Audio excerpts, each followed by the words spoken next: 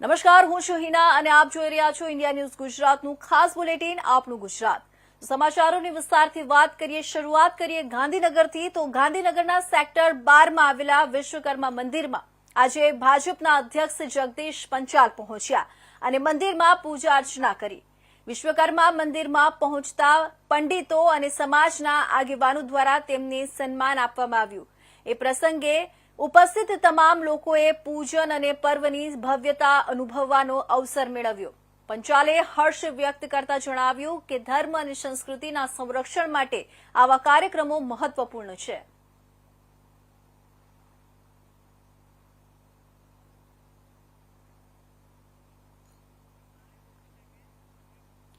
તો વાત કરીએ અમરેલીની। અમરેલી જિલ્લાના જાફરાબાદ દરિયાકાંઠે હળવો કરંટ જોવા મળતા માછીમારોમાં ચિંતા ફેલાઈ છે।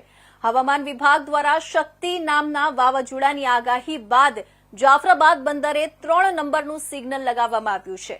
દરિયામાં હળવો કરંટ જોવા મળતા માછીમારોને દરિયો ન ખેડવાની સૂચના તંત્ર દ્વારા આપવામાં આવી છે।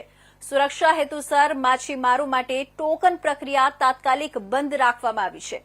સ્થાનિક તંત્ર અને પોર્ટ અધિકારીઓ પરિસ્થિતિ પર નજર રાખી રહ્યા છે અને વાવાઝોડાની દિશા તેમજ ગતિને ધ્યાનમાં રાખીને વધુ પગલાં લેવાની શક્યતા છે।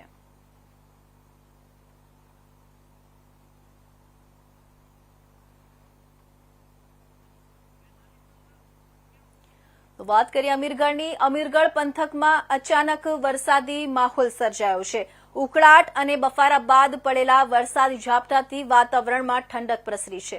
હવામાનમાં અચાનક બદલાવ આવ્યા પછી ખેડૂતોમાં ચિંતા વ્યાપી છે। ઉનાળાના ઉત્પાદન સમયે વરસાદ પડતા ખેડૂતોનું પાક નુકસાનના સંકેતો પર ચિંતિત છે। હવે ચોમાસાની તૈયાર પાકની સમયગાળા દરમિયાન પણ વરસાદ પડતા પાક પર અસરની આશંકા વ્યક્ત કરવામાં આવી રહી છે। હવામાન વિભાગે જણાવ્યું છે કે અમીરગઢમાં વરસાદના કારણે માર્ગો પર પાણી ભરાયું છે અને વાહન ચાલકોને આગાહી અનુસાર સાવચેતી રાખવાની સલાહ આપી છે।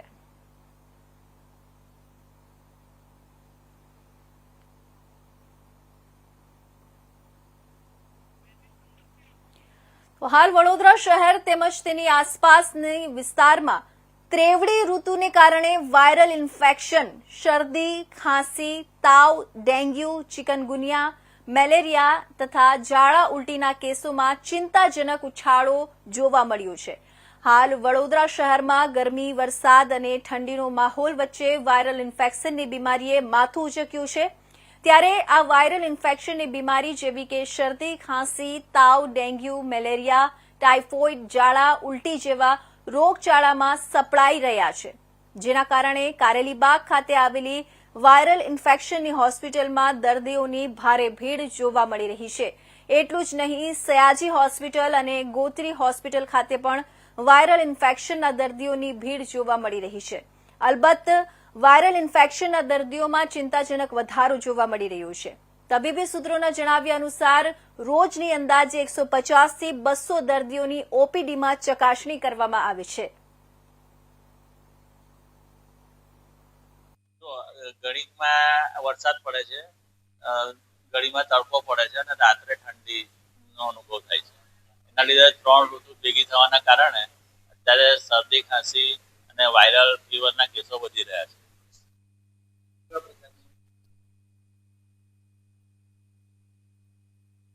હજુ એક કેસમાં આપણે વાયરલ ફીવરમાં આપણે દવા ઉપરાંત ખાવા પીવાનું બહારનું ખાવાનું ટાળવું જોઈએ અને જ્યાં લોકો વધારે ભેગા થાય ત્યાં જવાનું ટાળવું જોઈએ। બધા ધૂળ ધુમાડાથી દૂર રહેવું જોઈએ અને માસ્ક પહેરવું જોઈએ। તો સુરેન્દ્રનગર મહાત્મા ગાંધી સ્મારક હોસ્પિટલમાં એક જ મહિનામાં કુલ 179 ડિલિવરી કરવામાં આવી છે, જે હોસ્પિટલના ઇતિહાસમાં પ્રથમ વખત નોંધાયું છે। હોસ્પિટલના ડોક્ટર, નર્સિંગ અને અન્ય સ્ટાફની કટિબદ્ધ કામગીરીને કારણે આ સિદ્ધિ પ્રાપ્ત થઈ છે।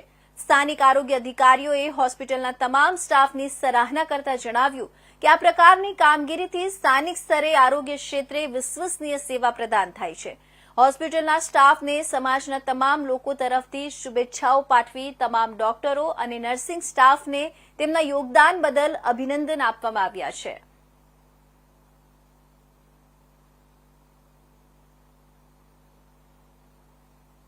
ડોક્ટર કુલદીપસિંહ જાડેજા છે. હું મહાત્મા ગાંધી સ્મારક હોસ્પિટલ ખાતે એઝ અ ગાયનેકોલોજીસ્ટ મારી ફરજ બજાવી રહ્યો છું. ગયા મહિને આપણી હોસ્પિટલમાં રેકોર્ડ બ્રેકિંગ 179 ડિલિવરી થયેલ છે. તે ઉપરાંત આપણી હોસ્પિટલમાં 24 કલાક એનેસ્થેટિસ, બ્લડ બેંક, લેબોરેટરીની સારવાર, સોનોગ્રાફીની સારવાર, તે ઉપરાંત નોર્મલ ડિલિવરી, સિઝેરિયન, અતિ જોખમી ડિલિવરી. હું મહાત્મા ગાંધી જનરલ હોસ્પિટલ સુરેન્દ્રનગરમાં ગાયનેકોલોજીસ્ટ તરીકે ફરજ બજાવું છું. ગત મહિને સપ્ટેમ્બર મહિનામાં આપણે ત્યાં મહાત્મા ગાંધી હોસ્પિટલમાં 179 ટોટલ ડિલિવરી થયેલ, જેમાં 138 નોર્મલ ડિલિવરી અને 41 સિઝેરિયન ડિલિવરી. તો ચોટીલામાં બનાવવામાં આવેલા સીસી રોડ એક જ વર્ષમાં તૂટી પડતા તંત્ર હરકતમાં આવ્યું છે. ચોટીલા નાયબ કલેક્ટરે નીલકંઠ પાર્કથી બ્રહાણી બ્રીડ વર્કસ સુધીના સીસી રોડની કામગીરી ગુણવત્તા વિહોણી હોવાનું જણાતા કાર્યવાહી હાથ ધરી છે. માહિતી મુજબ રોડની કામગીરી અજય કન્સ્ટ્રક્શન રાજકોટ દ્વારા કરવામાં આવી હતી, જેમાં કોન્ટ્રાક્ટર જતીનભાઈ રાવલ જોડાયેલા હતા. રોડની સ્થિતિ ખરાબ થતા નાયબ કલેક્ટરે બંને સામે નોટિસ ફટકારી છે. સાથે જ ચોટીલા નગરપાલિકા ચીફ ઓફિસરને સંબંધિત રોડની ફાઇલ સાથે વ્યક્તિગત રીતે હાજર રહેવા આદેશ આપ્યો છે. રોડની નબળી ગુણવત્તા સામે તંત્રની કાર્યવાહીથી સ્થાનિકોમાં ચર્ચાનો માહોલ સર્જાયો છે અને આગામી તબક્કે વધુ તપાસ હાથ ધરાશે એવી શક્યતા છે.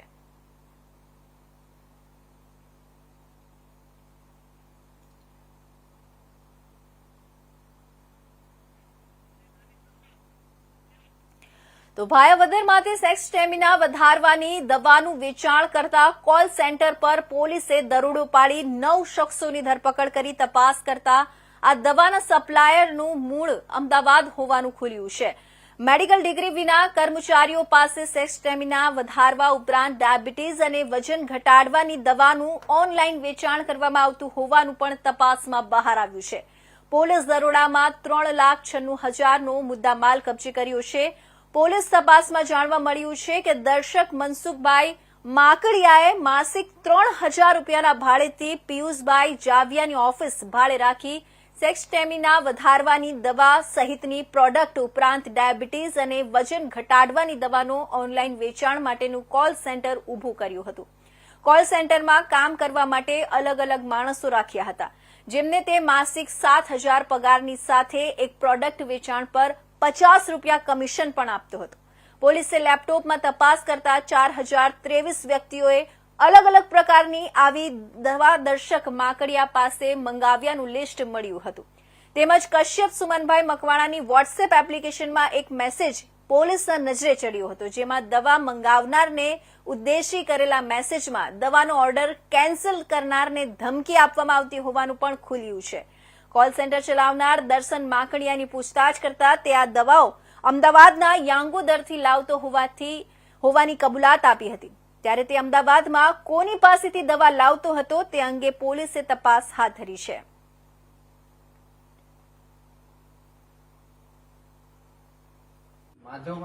ભાયાવદર પોલીસ સ્ટેશનમાં પીઆઈને બાતમી મળી કે ભાયાવદર શહેરમાં સરદાર ચોક પાસે એક જગ્યા કોલ સેન્ટર જેવો ચલાવવામાં આવે છે અને ત્યાંથી લોકોને ખોટી રીતે સેક્સ પાવર વધારવાની દવાઈ વેચવામાં આવે છે.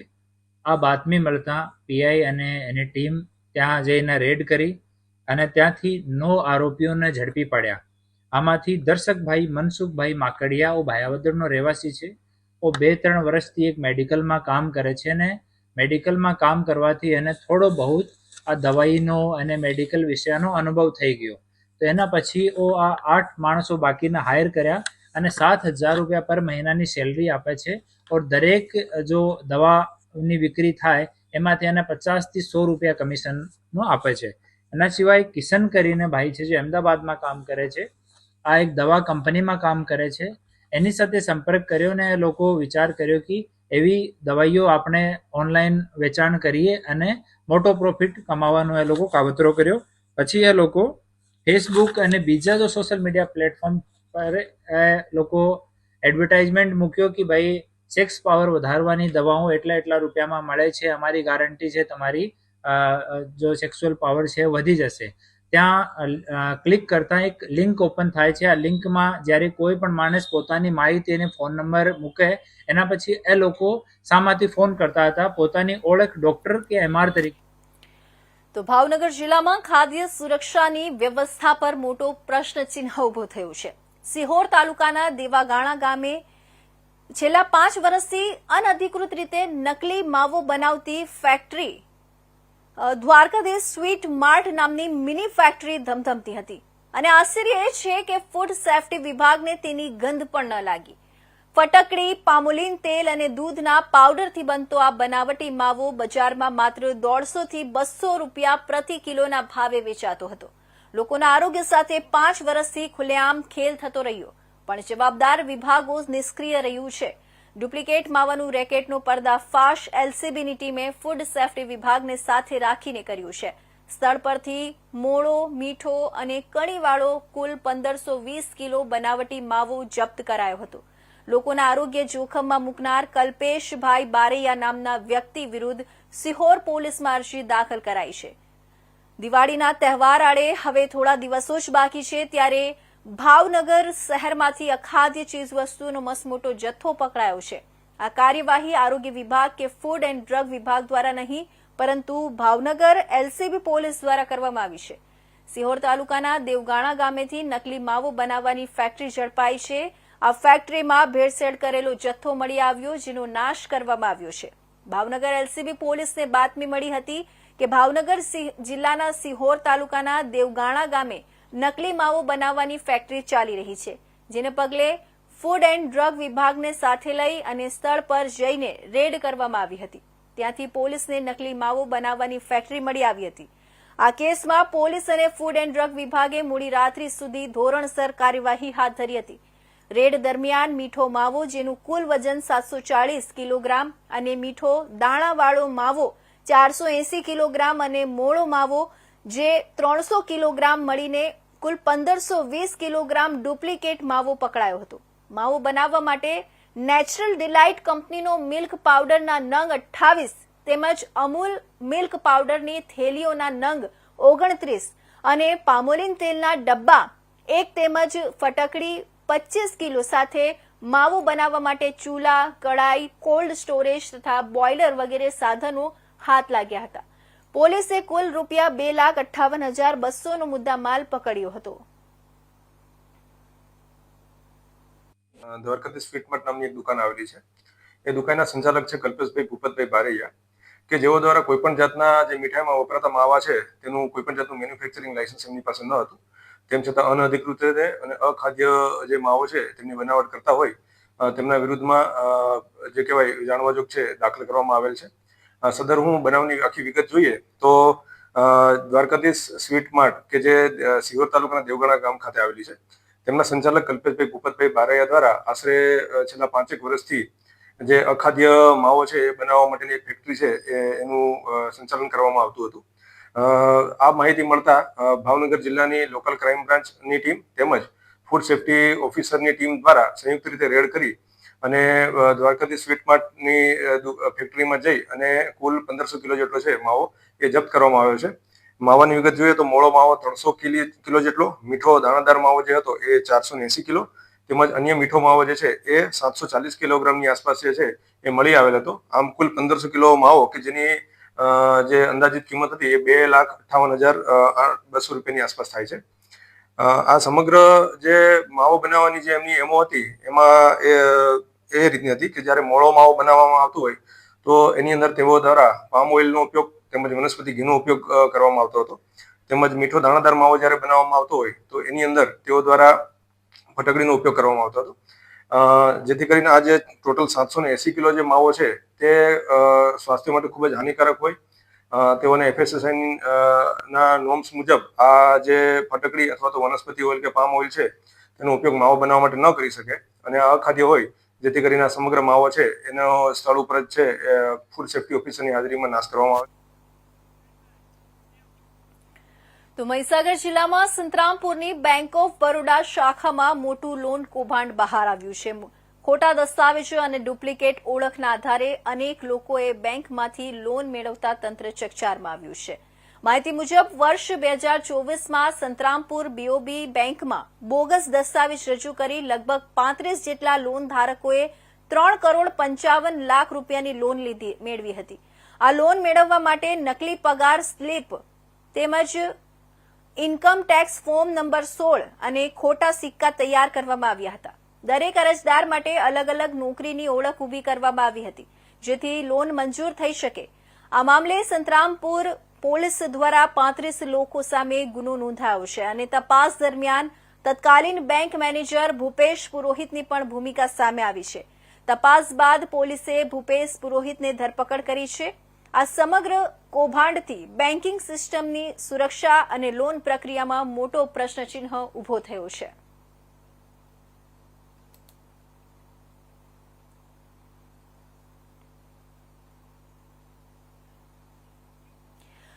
તો અમીરગઢ નજીક સરહદ પર માવલ પોલીસ દ્વારા કરવામાં આવેલી કાર્યવાહી દરમિયાન ગુજરાત તરફ જતી કારમાંથી મોટું મુદ્દામાલ પકડાયું છે. પોલીસે જણાવ્યું કે રાજસ્થાનથી ગુજરાત તરફ આવી રહેલી કારમાં એક યુવકની અટકાયત કરવામાં આવી હતી.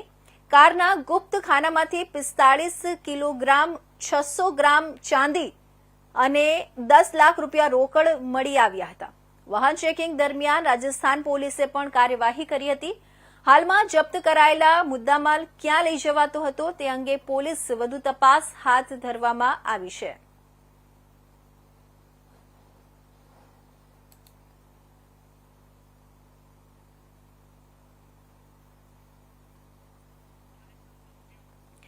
તો આણંદના બાકરોલ વડતાલ રોડ પર આવેલી શ્રી સોસાયટીમાં કૂતરાઓ શ્વાનો બાબતના ઝઘડામાં બે પાડોશીઓ વચ્ચે થયેલા ઝઘડામાં પાડોશીએ બહારથી અસામાજિક તત્વોને બોલાવતા અસામાજિક તત્વોએ હાથમાં લાકડીઓ સાથે આવી હુમલો કરી 2 જણાને તેમજ એક મહિલાને લાકડીઓ વડે મારી ઇજાઓ કરી હતી. તેમજ 2 મોપેડને લાકડીઓ વડે નુકસાન કરતા આ સમગ્ર મારામારીનો વિડીયો વાયરલ થતા ચકચાર મચી જવા પામી છે. આ બનાવ અંગે વલ્લભ વિદ્યાનગર પોલીસે વધુ તપાસ હાથ ધરી છે. નામ પર્વ ઉપનીશ રાવલ છે. અમે લોકો બાકરોલ વડતાલ રોડ પર શ્રી બંગલોઝ નામની સોસાયટીમાં નક્ષત્રના ઘરમાં રહીએ છીએ. ઉલટું છેલ્લા 6-8 મહિનાથી બાજુવાળાઓ કૂતરાઓને લઈને આવે છે અંદર ઘરમાં અને પછી આખી સોસાયટી બગડાડે છે. પછી બધા આવતા જતા હોય તો એની પર ભસે છે અને બધા પછી પડી જાય છે. 2-3 ઇન્સિડન્ટ થયા. પછી અમે લોકો બહાર મૂક્યા હતા કૂતરાને, તે લોકો ફરી પાછા બગડીને લઈને આવ્યા. તો અંદર 2 લેડીઝ વચ્ચે આજે માથાકૂટ થઈ. તે લેડીઝે એના જૂના એક્સ હસબન્ડને હિતલભાઈને કરીને બહુ જ મારામારી કરી છે અને કૂતરા માટે બધા વાહનો તોડ નાખ્યા છે, જેમ તેમ માર્યું છે. મારા ભાઈની આંગળી તૂટી ગઈ છે અને બહુ જ અભદ્ર રીતે વ્યવહાર કર્યો. તો અમરેલી જિલ્લાના બાબરા તાલુકામાં ભાવનગર રાજકોટ ટ્રેને ગમખ્વાર અકસ્માત સર્જાયો છે. સ્થાનિક પોલીસે જણાવ્યું કે નેલીવાડા ગામ તરફ જતા 2 વ્હીલર પર કન્ટેનર ટ્રક અડફેટે આવી હતી. અકસ્માતમાં બાઇકની પાછળ બેઠેલા મધુબેન મેટાલિયાનું સ્થળ પર જ મોત નીપજ્યું હતું. બાઇકનો ચાલક આ ઘટનામાં સલામત રહ્યો. અજાણ્યા કારણોસર સર્જાયેલા અકસ્માતે સ્થાનિકો અને રાહજોકમાં ભારે ચકચાર જોવા મચી ગઈ હતી. જાહેર માહિતી મુજબ ઘટનાની જાણ થતાં પોલીસ ઘટના સ્થળ પર પહોંચી હતી અને મૃતક મહિલાને 108 એમ્બ્યુલન્સની મદદથી બાબરા સિવિલ હોસ્પિટલ ખસેડવામાં આવી હતી. હાલમાં કન્ટેનર ટ્રકના ચાલક વિરુદ્ધ ગુનો નોંધવાની કાર્યવાહી શરૂ કરવામાં આવી છે. પોલીસે લોકોને સલાહ આપી છે કે અકસ્માત અંગે કોઈ પણ માહિતી હોય તો તરત જ પોલીસને જાણ કરવી. આ ઘટના રોડ પર સુરક્ષા અને માર્ગચલન અંગે પ્રશ્નો ઉભા કરે છે.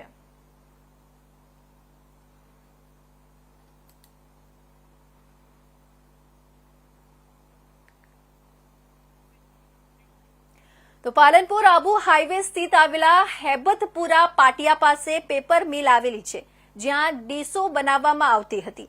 આ ફેક્ટરીમાં કોઈ અગમ્ય કારણસર આગ લાગી હતી, જે આગે જોતજોતામાં વિકરાળ સ્વરૂપ ધારણ કરી લીધું હતું, જેના પગલે કામ કરતા મજૂરોમાં દોડધામ મચી ગઈ હતી અને તમામ મજૂરો દોડીને બહાર આવી ગયા હતા. ત્યારબાદ આજુબાજુના લોકો એકત્ર થઈ ગયા હતા અને ફાયર ફાઇટરને જાણ કરવામાં આવી હતી, જેથી ફાયરની ટીમ ઘટના સ્થળે દોડી આવી 3 જેટલા ફાયર ફાઇટરોથી પાણીનો મારો ચલાવી આગને કાબૂમાં લેવાના પ્રયાસો હાથ ધરવામાં આવ્યા હતા. પરંતુ આગ એટલી વિકરાળ સ્વરૂપમાં હતી કે કાબૂમાં આવે તે પહેલા જ બળીને બધું જ ખાખ થઈ ગયું હતું. જોકે સદનસીબે કોઈ જાનહાનિ થઈ ન હોવાનું લોકોએ જણાવ્યું હતું. ઘટના એટલે આગ લાગી છે સાહેબ. અહીંયા એકદમ ભયાનક આગ લાગી છે એટલે કાબુમાં રહી નહીં એમ. પેપર કપ બનાવવાની ફેક્ટરી હતી અને બધું બળીને સાફ થઈ ગયું, ખતમ થઈ ગયું બધું. હા, બધું હોય. અહીંયા જે ફાયર સેફટી માટેની જે વ્યવસ્થા હતી એનાથી કોઈ કાબૂમાં આવી નહીં. એમ લક્ષ્મણપુરા શાખા નંબર ડેરી 2ના પાછળ આવેલી છે. ઉમા પેકેજિંગ કરીને છે, પેપર કપની ફેક્ટરી છે. એમાં અચાનક 1 થી 1.5 ગાળામાં શોર્ટ સર્કિટના કારણે કે ગમે તેના કારણે આગ લાગી છે.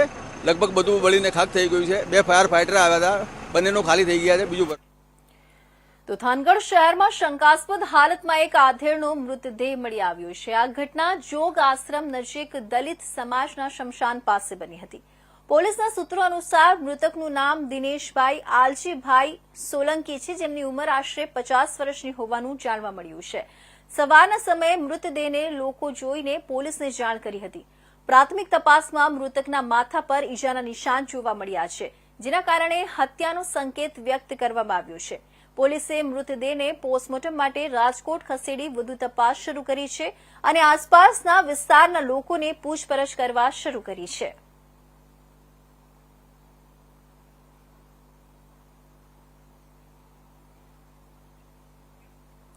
તો સ્માર્ટ સિટી વડોદરાના વોર્ડ નંબર 6માં દુર્ગંધયુક્ત પાણી આવતા વિસ્તારના લોકોએ મોરચો કાઢ્યો.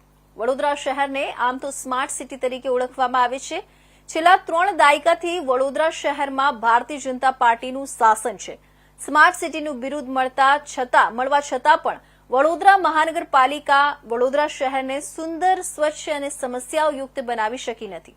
વડોદરાના ઇલેક્શન વોર્ડ નંબર 6માં આવેલા વારસિયા વિસ્તારના શીતળા માતા મોહલ્લા, નરસિંહ ટેકરી, યાકુતપુરા તેમજ જોગાણી માતા મોહલ્લામાં છેલ્લા ઘણા સમયથી પીવાનું પાણી દુર્ગંધયુક્ત તેમજ લો પ્રેશરથી આવે છે. આ વિસ્તારમાંથી ચૂંટાયેલા કોર્પોરેટરોને અનેક રજૂઆત કરવા છતાં પણ કોર્પોરેટરની ઊંઘ ઉડતી નથી. આ જ વિસ્તારમાંથી વડોદરા મહાનગરપાલિકાના સ્ટેન્ડિંગ કમિટીના ચેરમેન પણ ચૂંટાયા હોવા છતાં પણ આ વિસ્તારમાં સમસ્યાઓનો નિકાલ કરી શક્યા નથી. પીવાના પાણીના ત્રાસથી કંટાળેલા લોકોએ વારસિયા ખાતે આવેલા પમ્પિંગ સ્ટેશન ખાતે મોરચો કાઢ્યો હતો. મોટી સંખ્યામાં મહિલાઓ એકત્રિત થઈ અને હલ્લાબોલ કરી શુદ્ધ ચોખ્ખું પીવાનું પાણી મળે તેવી રજૂઆત કરી હતી. જો વહેલામાં વહેલી તકે પાણીનો નિકાલ નહીં કરવામાં આવે તો ગાંધી ચિંધ્યા માર્ગે આંદોલન કરવાની પણ મહિલાઓએ ચીમકી આપી હતી.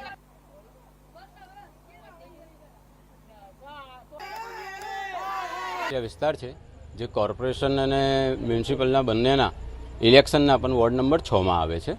આ પાણીનો પંપ છે અત્યારે સંત કવર ગાર્ડનની સામે. લગભગ 1 મહિનાથી પાણીની સમસ્યા છે અને આ પ્રોબ્લેમ વારંવાર આયા કરે છે. રેગ્યુલર અમને પાણી મળતું હોય એવું નથી. અમને 20-25 દિવસ 1 મહિનો રેગ્યુલર મળશે પાણી અને 1 મહિના પછી જ્યારે પ્રોબ્લેમ આવશે, જ્યારે અમે આવીશું તો અમને કહેવામાં આવશે કે ભાઈ રાયકા દોડકામાં પ્રોબ્લેમ છે, એટલે 1-2 દિવસની પ્રોબ્લેમ છે. અને પેલી 2 દિવસની પ્રોબ્લેમ જ્યાર સુધી અમે આ રીતનું આંદોલન ના કરીએ, મોરચો લઈને ના આવીએ ત્યાર સુધી સોર્ટ આઉટ થતી નથી. આ દર વખતની પ્રોબ્લેમ છે. કેવું પાણી આવે છે? એકદમ કાળું ગંદુ પાણી આવે છે સ્ટાર્ટિંગમાં અને અમુક વિસ્તાર તો એવા છે જ્યાં ચોખ્ખું પાણી આવતું જ નથી અને બિલકુલ પાણી આવતું જ નથી. ગંદા પછી પાણી સમજો કે કલાકનું પાણી છે તો બિલકુલ લો પ્રેશર આવે છે ને ગંદુ ગટરનું પાણી આવે છે. તો એ ગટરના પાણીને શું કરવાનું અમારે? બીમાર પડવાનો ભય છે? હા, બીમાર પડવાનો ભય નથી. ઓલરેડી અમારા ત્યાં નાના છોકરાઓ, લેડીઝો, જેન્ટ્સો બીમાર થતા વારંવાર બીમાર થાય છે. એટલે અમારા ત્યાં હોસ્પિટલમાં ભીડ હોય જ છે. અમે અમારા નગરજન જે છે, કોર્પોરેટરો જે છે 4, એ કોર્પોરેટરોને રજૂઆત કરેલી છે અને અત્યારે તો અમારો તો સૌભાગ્ય છે કે અમારો જે કોર્પોરેટર છે તે સ્ટેન્ડિંગ કમિટીનો ચેરમેન છે શીતલ મિસ્ત્રી. અમે યાકુતપુરા સરસિયા તળાવ મગરસ્વામી આશ્રમ સામેથી આવ્યા છે અને અમારે 4 વર્ષથી પાણીનો પ્રોબ્લેમ છે અને બીજા વિસ્તાર છે એનામાંથી બી બધા આવ્યા છે અને પ્રોબ્લેમ થયો છે બધાને. વાઘરીવાસ છે વારસિયા, પછી આપણે નરસિંહ ટેકરી છે વારસિયા, ત્યાંથી બધા અમે આવ્યા છે. બધાને 4 વર્ષથી અમારે ઘણા સમયથી પાણીનો પ્રોબ્લેમ છે. તમારા વિસ્તારમાં કોર્પોરેટર આવે છે? ના, નથી આવતા. તમે પોલીસ કોર્પોરેટરને જોયા છે? ના, ના. તો કોની પાસે તમે માંગ કરશો? પાણી વોટ લેવા તો આવે છે? વોટ લેવા તો બધા જ આવે છે પણ જ્યારે સમસ્યા હોય ત્યારે આવીને કોઈ ઊભું જ નથી રહેતું, કોઈ જોવા પણ નથી આવતું. શું કરશો આગામી દિવસે? આગળ અમે આંદોલન કરીશું પાણી માટે. તમારા ઘર બાજુ જે ગંદુ પાણી છોકરાઓ બીમાર થઈ ગયાનો ભય છે? હા, તો છે ને, ભય કેમ ના હોય? પાણી આ ગંદુ આવતું હોય તો ભય તો હોય જ ને પાણીનો. કેટલા વખતથી ગંદુ? 4 વર્ષથી પાણી ગંદુ આવે છે અમારે ત્યાં. અમે પી જ નથી શકતા પાણી. તો નગર પ્રાથમિક શિક્ષણ સમિતિના અધ્યક્ષ નિશિદ દેસાઈની નગર પ્રાથમિક શિક્ષણ સમિતિ ખાતે પ્રાર્થના સભા યોજાઈ. નગર પ્રાથમિક શિક્ષણ સમિતિના અધ્યક્ષનું આકસ્મિક નિધન થયું હતું, જેને લઈને સમગ્ર ભારતીય જનતા પાર્ટી, વડોદરા મહાનગરપાલિકા અને નગર પ્રાથમિક શિક્ષણ સમિતિમાં શોકનું મોજું ફરી વળ્યું હતું. નગર પ્રાથમિક શિક્ષણ સમિતિના ચેરમેન નિશિદ દેસાઈનું અચાનક અવસાન થયું છે. મળતી માહિતી મુજબ તેમને હૃદયરોગનો ગંભીર હુમલો આવતા તાત્કાલિક ખાનગી હોસ્પિટલમાં ખસેડવામાં આવ્યા હતા, જ્યાં સારવાર દરમિયાન તેમણે અંતિમ શ્વાસ લીધા હતા અને તેઓની સ્મશાન યાત્રામાં મોટી સંખ્યામાં મહાનુભાવો જોડાયા હતા. ત્યારે આજે વડોદરા શહેર નગર પ્રાથમિક શિક્ષણ સમિતિ ખાતે પ્રાર્થના સભાનું આયોજન કરવામાં આવ્યું હતું, જેમાં નગર પ્રાથમિક શિક્ષણ સમિતિના બાળકો અને નગર પ્રાથમિક શિક્ષણ સમિતિના સભ્યો દ્વારા તેઓને શ્રદ્ધાંજલિ સાથે પ્રાર્થના સભા યોજાઈ હતી.